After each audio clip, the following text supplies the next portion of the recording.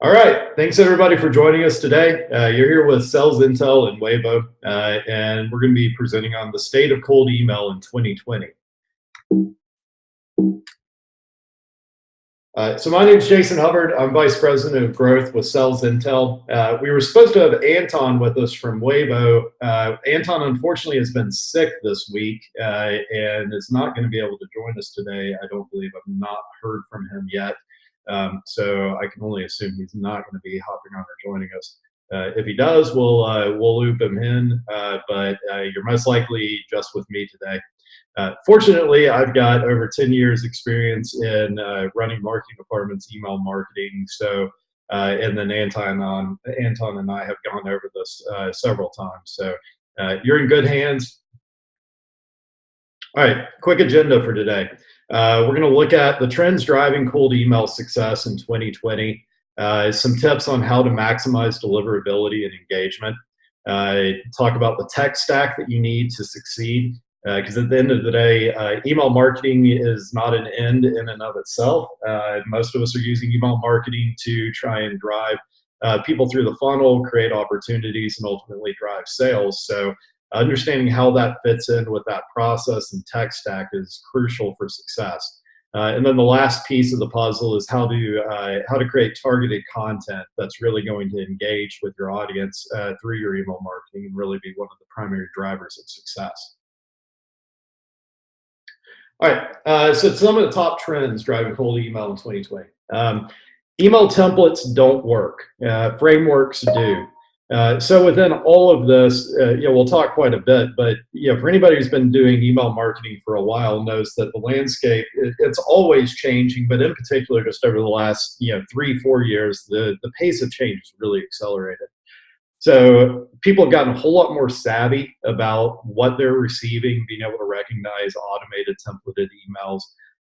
The gatekeepers, the people that manage the inbox, who set stuff as spam, who divide it up into different categories within your inbox, stuff like that. Namely, Google, Microsoft, and some of the other gatekeepers have gotten a whole lot more savvy as well. So it's harder to break through the inbox and break through the clutter. It's harder to be recognized and engaged with when you do so. And then add to all of that the fact that it's gotten a whole lot more crowded as a space. So what you saw over the last 10 years or so is email marketing and marketing automation platforms have become a pretty standard piece of most people's tech stack. So 10 years ago when I started in SaaS, our company was one of the only ones that had invested in marketing automation at that stage. So at that time, marketing automation was still heavily an enterprise platform and was just starting to make a push into small to medium-sized businesses. Whereas fast forward to today, and just about everybody has a marketing automation platform. Just about everybody has a sales acceleration platform. So think Outreach or SalesLoft. The result of that is it's made it easier for all of us to push emails out at scale than ever.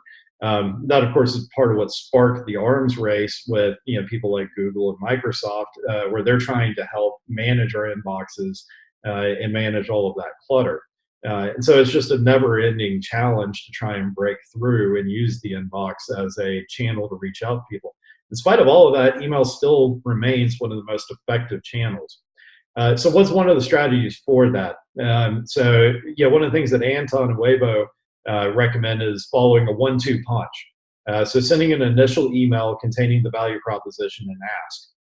And follow up that email with additional nudges to move the prospect along a defined path or user journey, as well as establish credibility. So at the end of the day, you're trying to accomplish two things. As an end game, end result you're looking for is obviously the action you want them to take, to reply to an email, to fill out a form, to sign up for something, to schedule a demo, whatever that may be. But the primary thing that you need to do to drive them to that is build brand awareness, build credibility, make them see that you're a value add to them so that they're going to be interested in your content and engage with you. So this is a guide that Weibo produced. We'll be sending this out as well as a link to the deck and the webinar recording after this is over. But this is a really valuable guide that they've put together And we'll cover a lot of the stuff that we're covering in here as well. So, of course, you need to land in the inbox. You also need to have people recognize you and engage with your content, and you do that. So, a few technical elements. If you're sending from G Suite, then set it up using IMAP, not API. Ensure that your SPF, DKIM, and DMARC verification are set up. For anybody that's not aware of those, you can do some basic Google research on it. But yeah, whereas these were kind of best practices in the past, and you wanted to have them to maximize deliverability, but you could sort of get away with it with just a sort of little knock to your deliverability. Not having those verification processes in place, SPF, DKIM, and DMARC, now will straight up, not only will your emails not land, it also jeopardizes your domain reputation. And so that moves on to the second one, domain age and reputation. For anybody who's not familiar, your domain that you're sending from has a reputation that's built over time, and that's built off of several factors. It's built off of the age of your domain. How long have you been sending emails from that domain? What does your history look like from that domain? So what has your volume been? Have you been sending 5,000 emails a week? You've been sending 500,000 emails a week. How big is your audience? What's your cadence? All of that stuff. As well as the primary deliverability and engagement metrics. So how many bounces do you have whenever you send an email? How many people are marking you as spam? How many times or have people clicked on emails? How engaged are they with that content? And this is a big one, and it's a concern for anybody who is going out and looking for a data partner or something like that. And big reason why you want to make sure that you have the most reliable data that you're sending to, is one of the quickest ways you can destroy your domain reputation, and this is really, really hard to recover from, is to send an email to a spam trap. So a spam trap email is an email that's monitored, and it can be one of two things. It can be just a straight up fake email that was created by one of the agencies that monitored. It is inserted into lists that people can purchase or acquire, and they monitor that inbox, and they know that the only way that you're going to send an email to that is if you've purchased or acquired a list. The other is they can monitor old email addresses that are no longer valid. So this is somebody who's no longer at that company, has moved on to someplace else, potentially even passed on. And so they'll monitor for activity on that. That, of course, is an indicator that somebody's not staying on top of their database and keeping their data up to date, as opposed to knowing for sure that they've gone out and acquired a list, although it can be a strong indicator of that. And so those are two of the quickest ways that you can damage your domain reputation. But the more history that you have, the more volume that you have, the more that you stuck to a regular cadence and schedule with it, all of those things are big factors in maintaining that. And then, and then another factor to consider in this is, so I've mentioned, sending volume, and the impact that can have on your domain reputation. You also want to be careful in your deviation on, how much you've been sending and what cadence you've been sending on. So if you've been sending 10,000 emails a week and then all of a sudden you jump to 100,000 emails, that's going to be a huge flag for you. And so that's going to indicate that you probably went out and acquired a list somehow or did something in a way that isn't going to be compliant. And so that can flag you as potential spam. So anytime that you're doing that, this goes as well for if you have a brand new domain that you're trying to warm up, you're going to want to do that gradually. So that means that you're going to add in small chunks. So typically, if it's a brand new domain, you don't want to add or begin sending to more than 5,000 to 10,000 new people a week as you warm that domain. And then similarly, a rule of thumb, this isn't a hard rule or anything like that, because at the end of the day, nobody knows what's going on with the spam algorithms. But my general rule of thumb is don't increase the size that you're sending to on a regular basis by more than 20 to 25% in a week.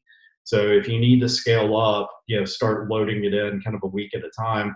And another thing that's crucial to this is as you add those in, pay close attention to all of those metrics.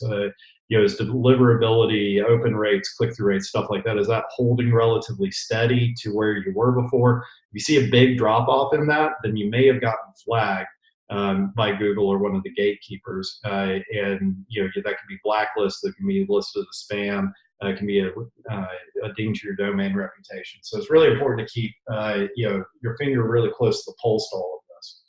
And then another piece is try and stick to a delivery schedule. So if you have a weekly newsletter, send that the same time, the same day every week. Because what you do then is the people that are engaged with that, they know what to look for and when to look for it. The perfect example for me is, I'm a subscriber to a tech newsletter. And that used to go out regularly every day at about 3:30, 4 o'clock in the afternoon, which was a perfect time for me because that was when the day was slowing down a little bit. It was a good time for me to be able to look at the email, be able to peruse what had happened in the news that day, click through on some stuff that I saw that was really interesting. I knew the format of it. I knew what to look for. I knew how to scan it, get what I needed out of it, and I knew what time of day it was going to come in. For whatever reason, they started messing with all of that. So they messed with the format, they messed with the title of it, they messed with the timing of it, they messed with how they laid it out in the email.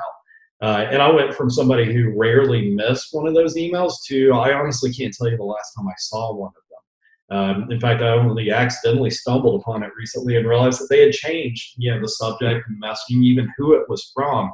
So I didn't even recognize it as that newsletter. So be careful changing those things up once you've built an audience and they're engaged with you. And then also the flip side of it, you obviously have to stick to some sort of a schedule in order for people to recognize and know that there's something going consistently there for them to engage with. All right, maximizing deliverability and engagement. So this is going to come into a few categories. What to send. Always be testing what you send. So this is going to sound counter to what I said before. If you hit on something that works really well, be careful changing it and do it in a testing situation. So change it up, give it a little bit of time to see the impact and get people to get used to it. But gauge, was that a positive or a negative? On the flip side, if you're just starting out and you're trying to figure out what connects and what works, vary it as much as humanly possible. You've got two strategies with it. You can do A/B testing, which is where you send out, you basically split the list randomly in half, and you'll send one version of the email and the other version. This works if you've got a really high volume list that you're sending to, because your results are going to be enough to be statistically significant. If you have a low volume list, so something that's maybe just in the few thousands, or smaller than that, then A/B testing is going to be hard for you to get anything statistically significant out of. And so you may be better off, trying one plan or one strategy for one day versus another, even potentially 1 week versus another, and then gauge effectiveness against that. That gives you more volume to work with. The problem with that is then you're introducing more variability into it. So your results may not be correlated as highly based off of the changes you've made. There may be other factors like who you send to, what day of the week, what time you send, stuff like that. All of these are considerations in how to set up those tests. But at the end of the day, you want to constantly be iterating on and testing, seeing what works, what doesn't. This is all the way from time of day that you're sending, day of week that you're sending, subject lines that you're sending, who you're sending from. So for instance, you have a generic info ad, marketing ad, sales ad, something like that you send from, or you can try and experiment with sending from, say, individual members of your sales team, people within your company.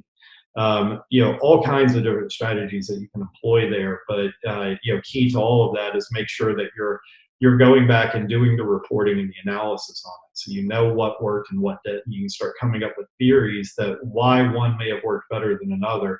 And then important to that, once you come up with those theories, then you run additional tests to test those theories. One real quick little hack that you can do, most ESPs, so in email sending platforms, require you to have an unsubscribe link in the email. This is to be compliant with CAN spam. Anytime you send out any sort of a mass email, you have to have an unsubscribe link. What you can do though is instead of hyperlinking that, you can just have that link be text. That is a little bit of a hack that, at least for the time being, can help you increase your deliverability. Like I said before, this is all an arms race. So no sooner do you find a little hack like this, then oftentimes you'll find that they've discovered it as well, and they've gone and closed that up. But that's a handy little hack, at least for the time being. And then the other aspect of it is the human element. If you're not sending good tailored content that's actually designed for your audience, then a couple of things are going to happen. Worst case scenario, they're going to mark you as spam. You start being seen as spam by too many people. You're not going to land in their individual inbox. You're also going to jeopardize whether you can land in the inbox of anybody else at that organization. And then the third is enough spam can also damage your domain reputation and limit your ability to land in anybody's inbox. The other thing that happens is if you're not sending good quality content, and, we'll get to how do you target the right content at the end of this, then your engagement levels are going to be low. The number of people opening, the number of people clicking through, the amount of time they're spending on emails, all of these other signals that are looked for in trying to gauge your domain reputation and deliverability are going to start to suffer. So even if they're not marking you as spam, if their engagement is pretty awful on it because you're not sending them content that they're interested in or that's targeted at somebody other than them, then that's ultimately going to affect your deliverability and your domain reputation as well. So we talked a lot about how do you maximize deliverability, how do you get it in people's inbox. Now let's talk a little bit about the overall tech stack that you need to support this. So it goes without saying, you need a marketing automation platform or an ESP. This is what's going to allow you to be able to send emails in volume, be able to manage your list, do segmentation, manage opt-outs, things like that. This also really needs to be, some people can use that and allow it to do double duty as both your CRM and your ESP or marketing automation platform. But a lot of us require there to be a CRM in the mix as well. The really crucial piece of the CRM is, CRM's really changed a lot in the last 5 to 10 years. It's gone from being just a database of your customer information to really being the hub that all of the proliferation of technologies and platforms that have entered the market and become part of our tech stack over the last 5 to 10 years used to plug into. So the CRM is really kind of the spoke, and then all of these other technologies are the hubs sticking out of it. The great thing about that is you don't have to worry about having direct integrations between all of your other platforms. If everything can integrate with your CRM, then you can push and pull data out of that CRM into the other platforms, and so you can have them communicate with each other and build out processes and automation between them. A really big one is having a dialer or telephony platform. So at the end of the day, if you get people to do what you want them to do, to fill out a form, to raise their hand and say that they want to have a conversation, they want a demo, whatever, or even if you're working at it from the perspective of doing lead scoring, looking at engagement, how many times did they open an email, what have they clicked through on, stuff like that, and passing that to the sales team. Having a dialer platform as a way for them to efficiently reach out to those people and know who to prioritize and automate a lot of that process can be hugely valuable. Engagement, sales acceleration platforms, I mentioned, outreach, sales loft, stuff like that allows you to be able to, quickly be able to engage across multiple different channels, email, phone, social. Productivity help platforms. So this would be like stuff like scheduling applications, being able to quickly send out a link to allow somebody to schedule a meeting with you. Social management. So social needs to be part of the mix. Video is one of the biggest channels that's really breaking through right now. So I mentioned how noisy the space has gotten. Video is something that currently is catching people's attention and breaking through that noise a lot. Conversation intelligence, so that, this goes hand in hand with lead scoring, being able to look at who's actually engaging, who's talking to you, who do you need to prioritize. Then the last piece fits in with SalesIntel. That's a data provider. So being able to, you've identified an account that you want to go after, somebody's filled out a form at that account, and you need to figure out who else to target or reach out to, things like that. Having a data partner to be able to help you find who to reach out, how to reach out across those is really crucial. The other piece to that that's vitally important, though, is making sure that you have a reliable data partner. So that when you pull that data and information in, it's reliable data. You're not getting lots of bounces. You're not hitting spam traps. You're not sending the wrong content to the wrong person because they're no longer at the company, or they got promoted, or they got fired. So making sure that your data, wherever you're getting it, is as reliable as possible. And the other piece of the data partner is keeping your data up to date. So data gets old at a rate about 30 to 50% a year. So that's, again, people getting promoted, people getting fired, moving to another organization, just general contact information, getting married, their last name changed, all of those types of things. So keeping that data up to date, as well as finding the accurate data to add back in, is absolutely crucial. And then adding value. So this gets to the human element of it, making sure that your content connects with the people and you're getting the right content to the right people. So how do you do that? Obviously everybody's going to be different as far as who you're targeting, how do you best target them, what are they interested in? But across the board, once you've sort of figured that out, what your ICP is, your ideal customer profile, what accounts you want to go after, what personas or people at those accounts, what their problems or pain points are, and then how your solution can help with that. Once you've done all of those, then you need to go and segment your data and your list so that you're targeting the right people with the right messaging out of that. So at the account level, you can segment around things like firmographic details. What industry are they in? Company size, how old are they? What's their revenue? How many employees do they have? You can look at technographic things, what technologies, what tech stack do they use internally. All of these things can help you identify which accounts, which companies you want to target. And then once you've done that, you need to move down to the individual contact level. So base it off of titles, roles, departments, seniority, and then each one of those buyers within that organization are going to have different pain points, different hot buttons that you're going to want to hit. And so once you've done all of that, you build your content around those so that you're able to target and get the right content out to the right people. So that's a bit of a whirlwind tour here. We've got a few minutes here for Q&A here at the end. I've seen a few come in already, so we'll answer those, and then go ahead and pop those in either the chat or the Q&A box, and we'll get to the rest of them. All right, Adele is asking for me to explain what a hack is. So in this case, a hack is really just kind of a trick of the trade. So in this case, it's one of the things that Google and company look for are number of links in an email and where do those links point. So if you're sending through an ESP, the unsubscribe link is not necessarily going to be hosted on your website. And oftentimes it's going to redirect through or to whoever you're using to send the email. So whether that's MailChimp, HubSpot, Pardot, Marketo, whoever you're using, that's a red flag whenever they're looking for, is this spam or is this an automated email? And so in this case, if you've got the actual spelled out URL there, but you've not hyperlinked it, then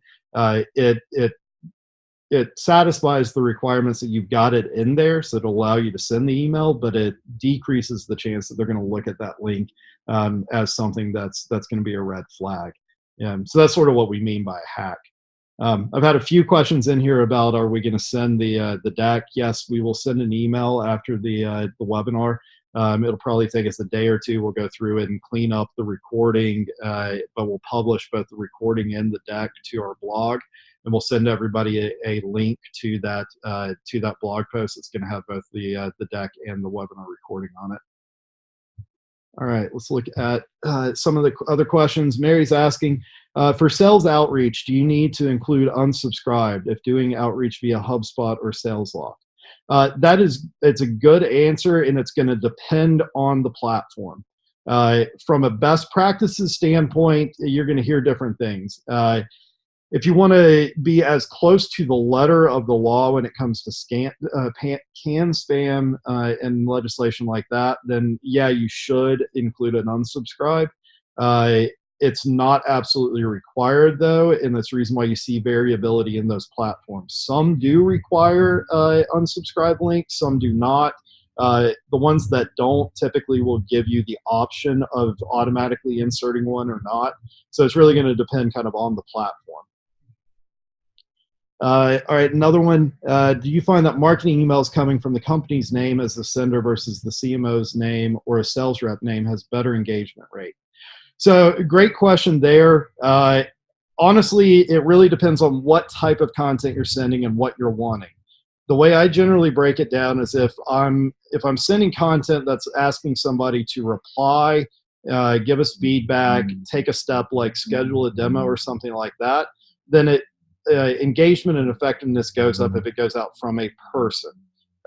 If you're sending content-focused email, like a webinar, a blog post, general company announcement, stuff like that, then that generally is best to come from a generic email address from the company. So that's sort of how I tend to break it down. As with most, you'll hear varying answers across the board. The crucial thing, if you are sending on behalf of somebody, make sure that inbox is being actively manned and that they're aware of what's going out. There's nothing like surprising a rep with 10,000 replies because you send an email out to several 100,000 people on their behalf. That'll overwhelm their inbox, and if they're actually having any real legit sales conversations, it's a good chance that that'll get lost in the shuffle. So just be careful of how you do that if you are sending on behalf of somebody, and make sure everybody's on the same page.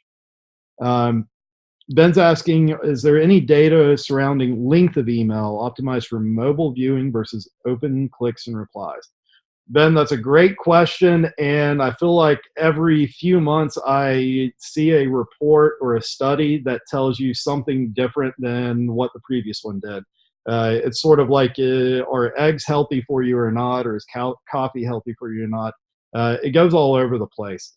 What I've seen most recently is either try and keep it short or try and keep it long. Medium length doesn't really get there. I try and keep it to just a few sentences. If it's going to be any longer than that, I try and break it out into bullet points so that they can, basically too long didn't read. They can quickly scan that. It's rarely ever come back to bite me operating under the assumption that people just straight up don't read. So the more that you break it down into bite-sized pieces, the better it's going to be. And oftentimes, if you're sending content or an email that's really, really long, then that's a good candidate for breaking that into multiple emails. Because keep in mind, on average, it takes 8+ touches to get somebody to take the action that you want them to take. So you need content to be able to send to them. If your open rates are 20%, the easiest way that you get your total number of people opening is to hit them multiple times. And so that's the reason why you need multiple touches. And like I said, if you've got a really, really long email, that's probably a candidate for breaking that out into multiple steps in an email chain or process. And then Carl's asking, how important and strategic are your subject lines? I feel like subject lines are the first line of the receiver to either open or delete. Subject lines are really important. One thing that you see that's almost as important these days with everybody opening on their mobile devices is the little summary that you put that will show up next to or underneath the subject line on your mobile device. That's going to, it's basically a sentence or so long where you're giving a quick synopsis of what the email is. And so a lot of people on mobile devices are going to respond off of that or see that as important as the subject line.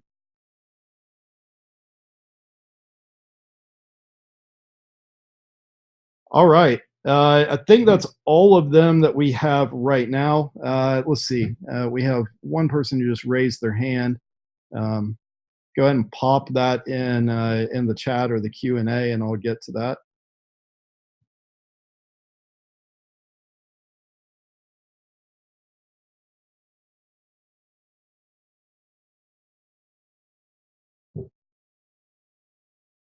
I'm not sure who was raising their hand. Um, I'll give it just a couple more minutes for. Okay, here we go. Um, who is the vendor sponsor of this email or this webinar? Came in late. Okay. Uh, so the sponsored vendor of this is SalesIntel and Wavo. So Wavo does a lot of work around email deliverability and stuff like that. SalesIntel is a data partner. So if you're looking for B2B data to try and target your outreach, to be able to get to the right people at the right companies, as well as keep your own data up to date, then SalesIntel is the data partner that you're looking for a need for that. We run all of our data through a hand verification process. So everything gets re-verified every 90 days, and we guarantee 95% accuracy off of that. And then the secondary question, do we have any metrics on performance between simple text emails and HTML emails? So this is a great question. It goes in line with what I was saying about sending from the company versus sending from an individual. Typically, if I'm sending from the company, it's content related. You're looking for them to read, click through, to go to the website, look at some other stuff. I'll send that as an HTML email from generically from the company. If I'm trying to get them to reply to an email, to schedule a meeting, schedule a demo, really to start a conversation of some sort, then I'll typically send that from an individual and do that as a simple text email.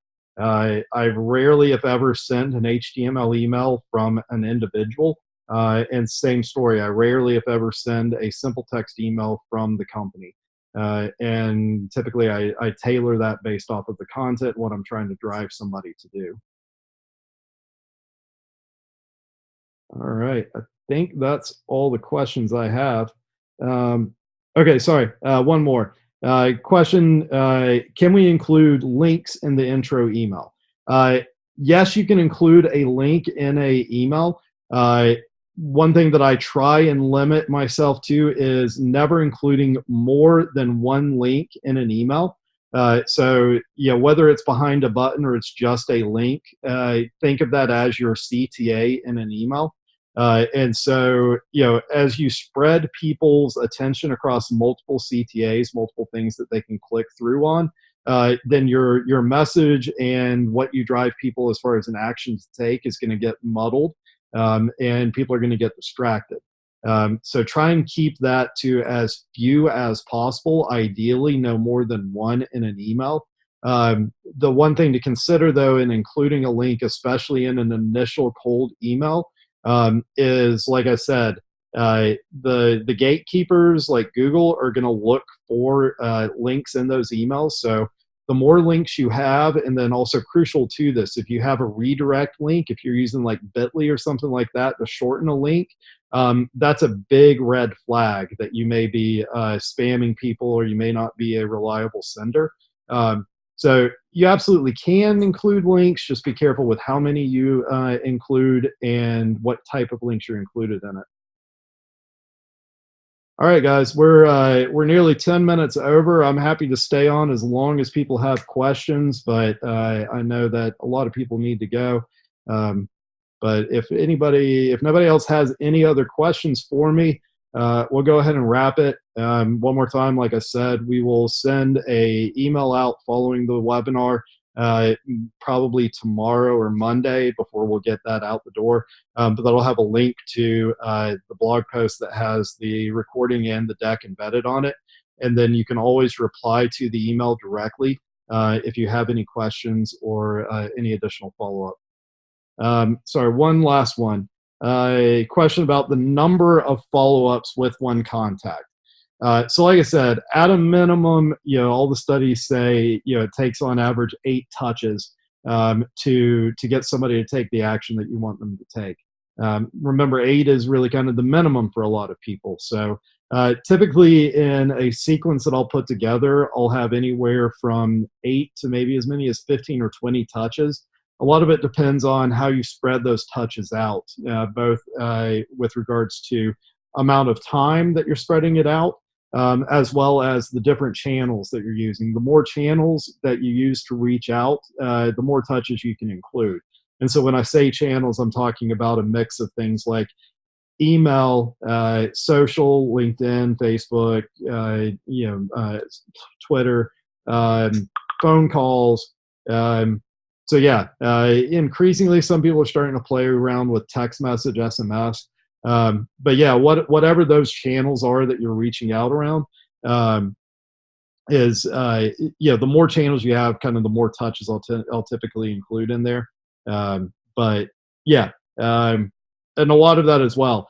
It's going to be different for everybody, so experiment. Run some that are shorter, some that are longer. See how they perform. See what you can learn out of that, and as always, test those hypotheses.